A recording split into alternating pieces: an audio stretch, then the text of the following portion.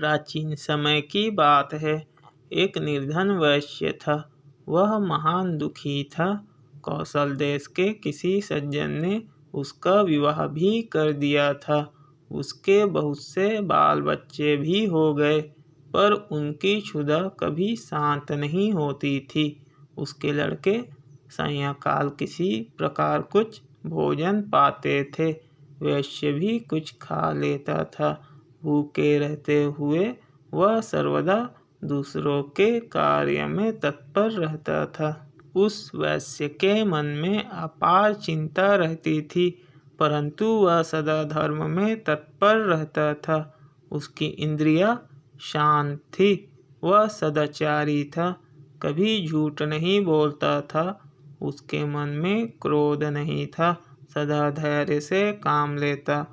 यह उस वैश्य का प्रतिदिन का नियम था। ऐसे ही उसका समय व्यतीत हो रहा था।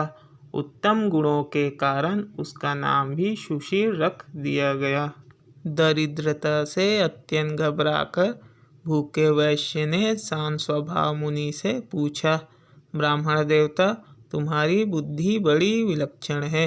आज मुझ पर कृपा करके यह बताओ कि मेरी दरिद्रता निश्चय पूर्वक कैसे दूर हो सकेगी। मुझे धन की इच्छा नहीं है। मैं खूब संपन्न हो जाऊं, यह नहीं चाहता। तुमसे पूछने का मेरा इतना ही अभिप्राय है कि कुटुंब का भरण पोषण करने की शक्ति मुझ में आ जाए। मेरी छोटी बच्ची और बच्चे भोजन पाने के लिए सदा रोते रहते हैं। घर में इतना भी अन्न नहीं है कि मैं उन्हें एक एक मुट्ठी भी दे सकूं। रोते बालक घर से निकल गए हैं। मैंने उन्हें त्याग दिया है। मेरे हृदय में आग सी लगी है। धन के अभाव में कर क्या सकता हूँ। तुमसे कोई बात छिपी नहीं है।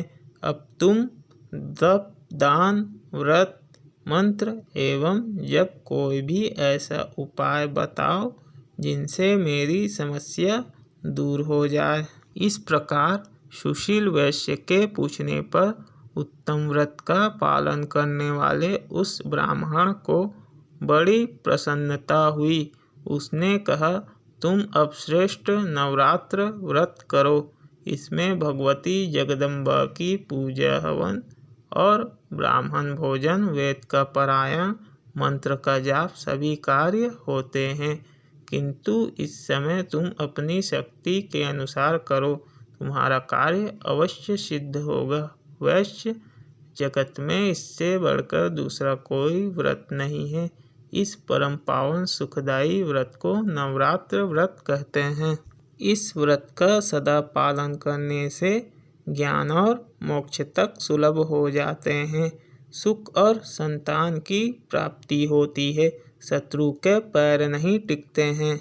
भगवान राम राज्य खो चुके थे। सीता का वियोग हो गया था। उस समय किष्किंधा में उन्होंने यह व्रत किया था।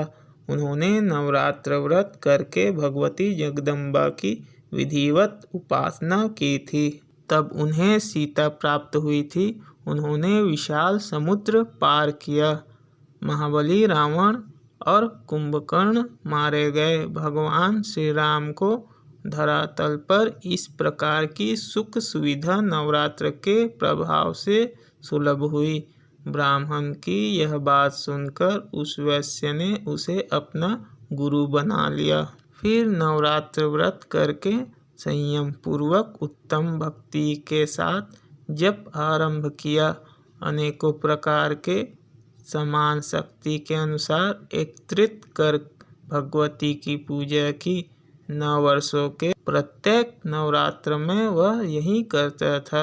9वें वर्ष के नवरात्र में अंतिम अष्टमी के दिन आधी रात के समय भगवती प्रकट हुई और उन्होंने वैश्य को अपने दर्शन दिए। साथ ही विविध प्रकार के वर देकर उसे कृतकृत्य कर दिया। तो इस प्रकार उसकी निर्धनता समाप्त हुई। धन्यवाद।